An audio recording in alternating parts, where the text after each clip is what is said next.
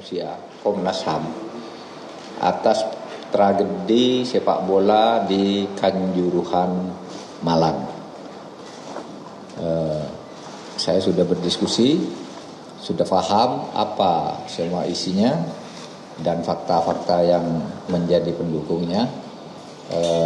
Tetapi saya tentu hanya akan menampung ini untuk disampaikan ke pemerintah dalam rangka mengambil langkah-langkah lanjutan sejauh yang diperlukan, baik langkah jangka pendek maupun jangka panjang. Kalau jangka pendek itu mungkin penegakan hukum dan tindakan administratif, jangka menengahnya penyataan organisasi, jangka panjangnya perlengkapan infrastruktur yang halus maupun yang keras.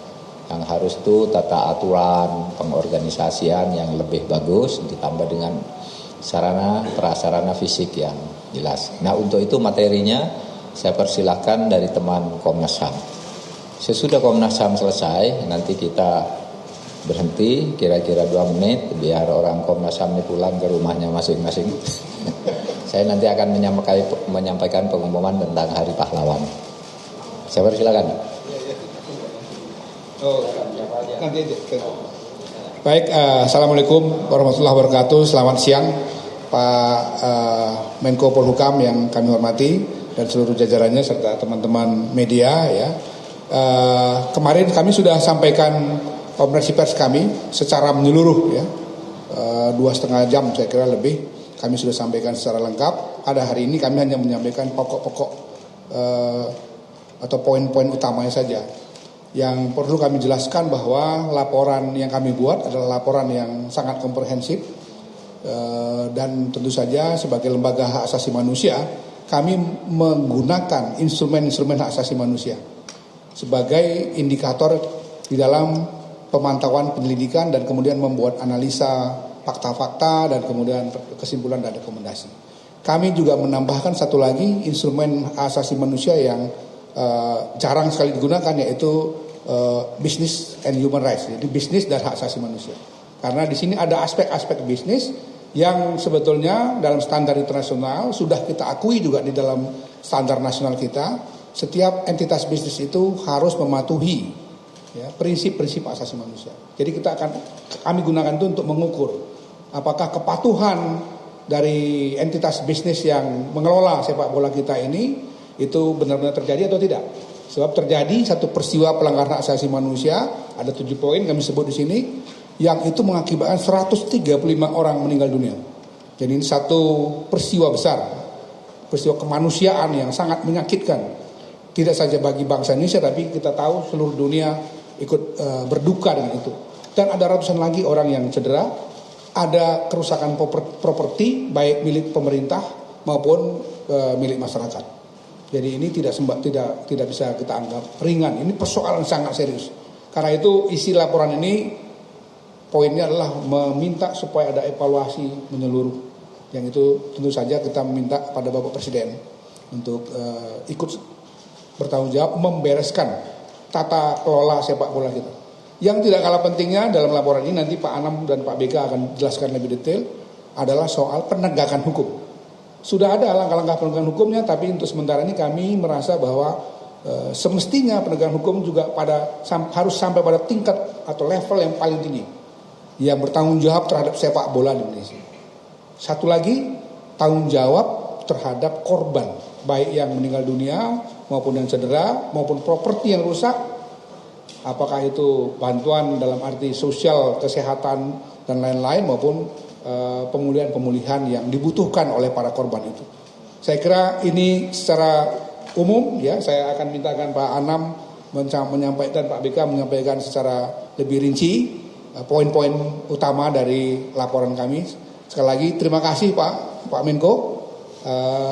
Ini kalau orang nanya kenapa sih kok selalu datang ke Menko Polhukam, dalam Undang-Undang 39 tahun 1999 dikatakan laporan-laporan penyelidikan pemantauan Komnas HAM, terutama yang menyangkut pelanggaran HAM yang katakanlah terkait dengan kepentingan orang banyak, memang harus dilaporkan pada Presiden Republik Indonesia. Pak Menko dalam hal ini tentu saja mewakili Presiden Republik Indonesia. Itu kata undang-undang ya, jadi bukan alasan-alasan lain. Nanti satu lagi akan kita sampaikan laporan juga kepada DPR RI. Itu amanat Undang-Undang 39 1999. Saya kira demikian. Saya silakan Pak Anam. Ya, ada beberapa poin penting tadi yang kami sampaikan kepada Pak Menko untuk menjelaskan, dan ini menjadi poin penting untuk rekomendasi khususnya juga kepada Pak Presiden dan juga kepada Pak Kapolri, karena Pak Kapolri kepolisian itu dikoordinasikan oleh Pak Menko juga. Yang pertama soal tadi juga kami diskusikan gimana logikanya gitu ya. 6 tersangka itu tidak cukup, karena dalam temuan kami memang 6 tersangka yang sudah ditetapkan oleh kepolisian itu tidak cukup. Kami mengapresiasi langkah-langkah kepolisian yang sudah menetapkan 6 tersangka, tapi 6 tersangka itu tidak cukup. Ada layer-layer tertentu yang sampai level bertanggung jawab dalam urusan tata kelola sepak bola ini juga harus ada tanggung jawab pidananya. Karena kami menemukan fakta-fakta bahwa itu tidak semata-mata soal administrasi, tidak semata-mata soal melanggar dan tidak melanggar aturan PSSI, tapi ini masuk ke logika dan ranah hukum pidana. Oleh karenanya itu penting. Yang kedua, kami juga menyampaikan ada satu temuan yang cukup serius gitu, bahwa tata kelola sepak bola ini tidak dilandasi oleh satu prinsip ketaatan terhadap hukumnya sendiri. Jadi kami juga sampaikan tadi PSSI juga banyak melakukan pelanggaran terhadap aturannya sendiri. Aturan yang dilakukan oleh PSSI, yang dibuat oleh PSSI dan dibuat oleh FIFA. Terus juga nggak ada standarisasi soal para penyelenggaranya. Sehingga ini menjadi rekomendasi kami soal penyelenggara pertandingan ini, ya, untuk ada standarisasi. Jika tidak ada standarisasi, ya, kami tadi sampaikan, ditanyakan juga sama Prof. Mahfud, itu memang Presiden mengajak FIFA untuk monitoring standarisasi, ya, standarisasi instrumen-instrumen harus dilakukan. Penyelenggara ini harus punya lisensi dan sebagainya. Kalau dalam 3 bulan tidak dilaksanakan, atau respon untuk memperbaiki lisensi, ya, orang-orang penyelenggara pertandingan ini tidak memiliki kapabilitas dan sebagainya yang teruji dan sebagainya, yang ada ujiannya dan sebagainya, kami merekomendasikan untuk PSSI dibekukan seluruh permainannya. Agar apa? Agar ini menjadi satu pertandingan yang profesional. Gagasan dasar di FIFA itu kan pertandingan ini adalah sesuatu dalam kondisi yang normal, membuat orang bahagia dan sehat. Nah, kalau membuat orang mati 135 orang atau banyak kekerasan di berbagai tempat, ya kebahagiaannya hilang, sehatnya juga hilang. Oleh karenanya memang harus dipastikan profesional.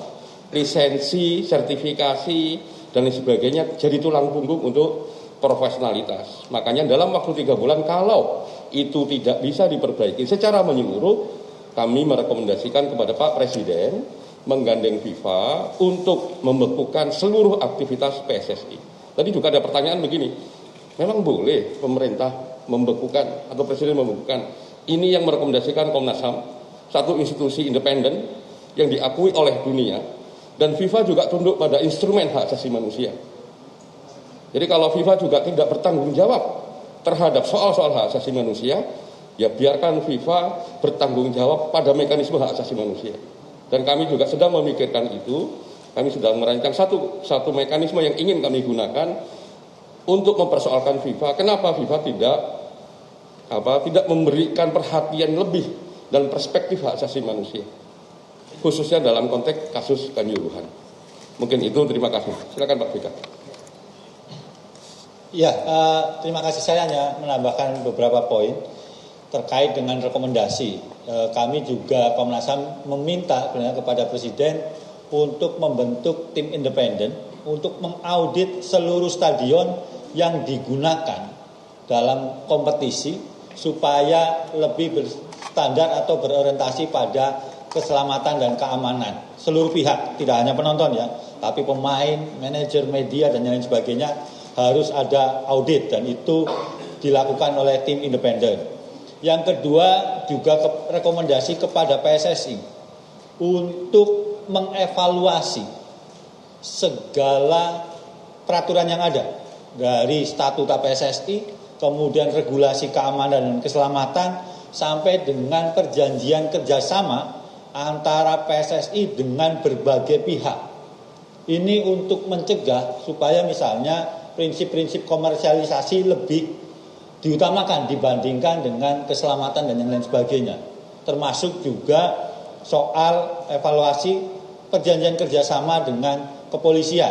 Karena ini kan yang membuka pintu untuk keterlibatan aparat kepolisian, pasukan huru-hara yang kemudian dengan standarnya ada gas air mata, tameng dan segala macam yang sedikit banyak kemudian juga menciptakan suasana atau kondisi stadion tidak seperti yang kita harapkan untuk ketika kita nonton sepak bola.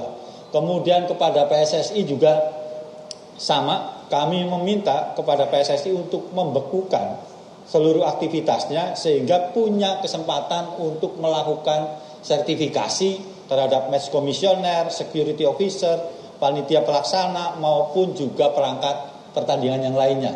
Dan yang tidak kalah pentingnya adalah rekomendasi kepada supporter sepak bola. Saya kira ini penting untuk jadi momentum bersama memperbaiki bagaimana pemahaman supporter terhadap jalannya pertandingan sehingga tidak ada lagi provokasi kekerasan, ujaran kebencian, diskriminasi berdasarkan ras dan etnis yang itu juga kadang-kadang menimbulkan permusuhan di antara supporter. Saya kira itu tadi juga poin-poin yang kami sampaikan kepada Pak Mahfud mewakili Presiden. Terima kasih.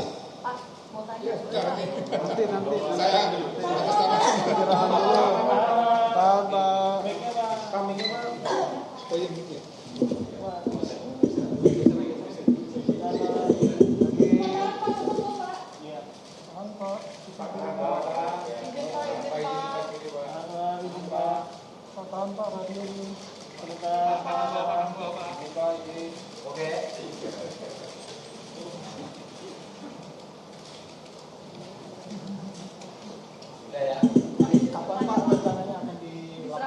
Secepatnya. Pokoknya kalau sudah masuk ke saya berarti sudah di pemerintah, nanti tinggal disampaikan ke Presiden dalam kesempatan pertama. Sudah ya, nggak ada pertanyaan ya?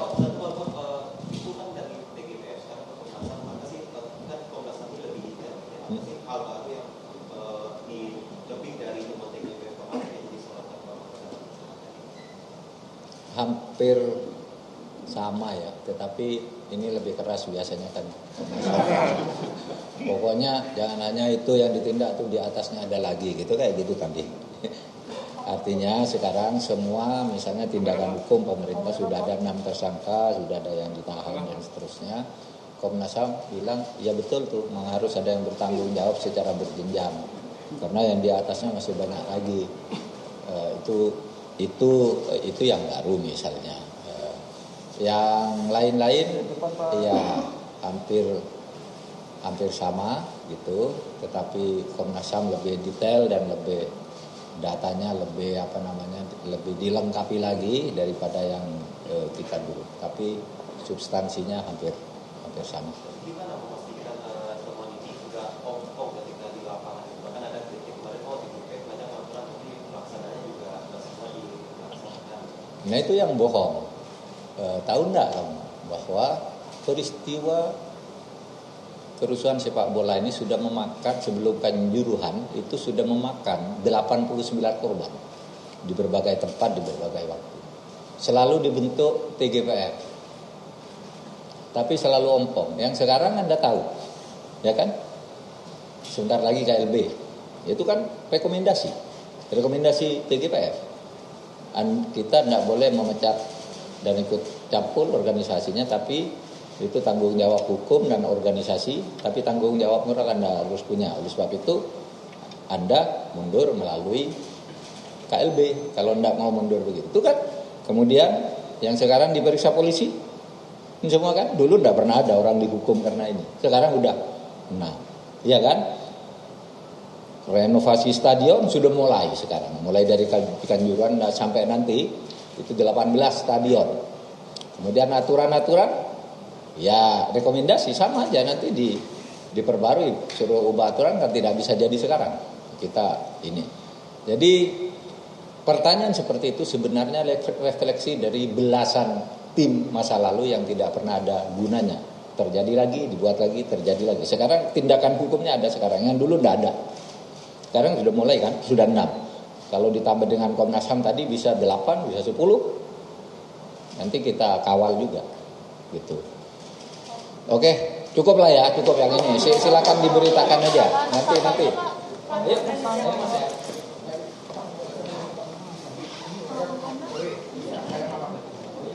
Ya, baru saja kita saksikan pemirsa keterangan resmi di mana Komnas HAM menyerahkan hasil rekomendasi mereka mengenai penyidikan tragedi Kanjuruhan. Di antaranya adalah bahwa Komnas HAM meminta bahwa harusnya ada tersangka lain di luar dari 6 tersangka yang sudah diusut oleh pihak kepolisian, karena Komnas HAM menilai ada layer sampai ke level yang lebih tinggi yang harus bertanggung jawab.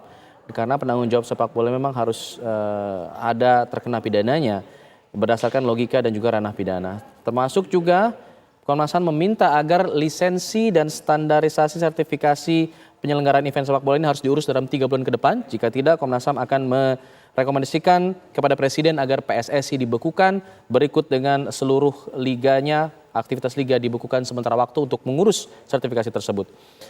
Dan breaking news kami akhiri dulu sampai di sini pemirsa. Kami masih akan lanjut nanti di kabar khusus. Selepas jeda kami kembali sesaat lagi.